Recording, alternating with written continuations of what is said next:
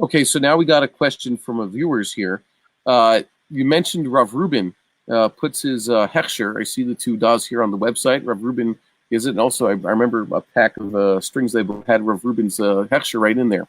Here in Israel, Hechshers is a complicated, almost a political issue because you have the Rabbanu normally gives a Hechsher kashrus of food and food-related services and items. And then there are the Bedatzes and the other kashrut organizations, and you have their equivalents out there in Chutz La'aretz. But Tekhelet, as far as I could tell, isn't really governed by the usual kashrus organizations. They don't really touch the Rabbanut, and certainly the Bedatz don't go near there. How is it Rav Rubin became the mashgiach for Tekhelet? Like, where did he come in?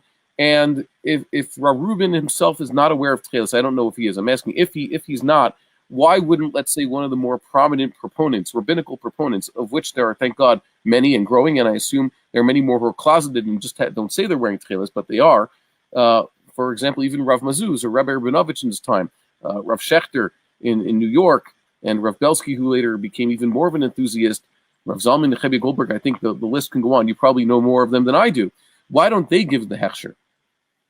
Okay, so I always like to joke that we're the only place in the world where we have snails that have a Hechsher.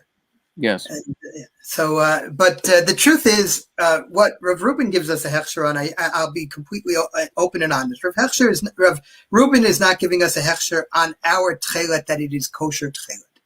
He is not.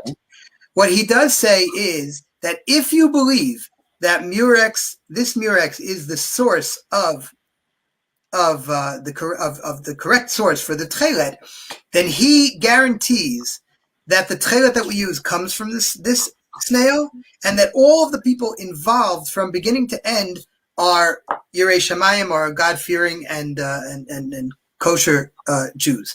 Rav Rubin is a very unique person. His Hechsher, and it's not by accident or coincidental that his Hechsher is considered one of the best. Rav Rubin is very, very careful and needs to see and know everything about the processes. He has come with us more than once to the places in Europe where we go to collect the snails. He's met the fishermen. He has sat there and broken open the snails together with the fishermen, and he's seen the process literally from the time that the snails are caught on their boats all the way till the dye comes with us to Israel, and that's the only way that he would be willing to give that kind of a hechsher. Listen, when you speak about some of the other Gedolim who give a hechsher, who might be able to give a hechsher, that's the best hechsher that you could ever get from someone like Rav Shechter, Rav Mazuz, or Rav Rabinovich, or Rav Lior, and as you say, the list goes on and on and on.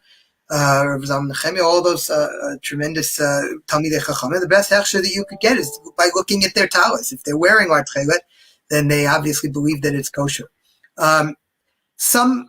Sometimes you want to get a hechsher that will speak to the more extreme side, right? Everybody will accept Rav Rubin.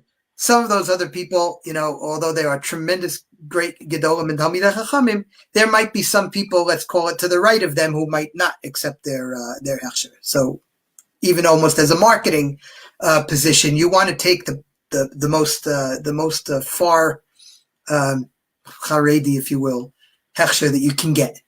Mm-hmm. And we're very proud that we have Rav Rubin's hechsher.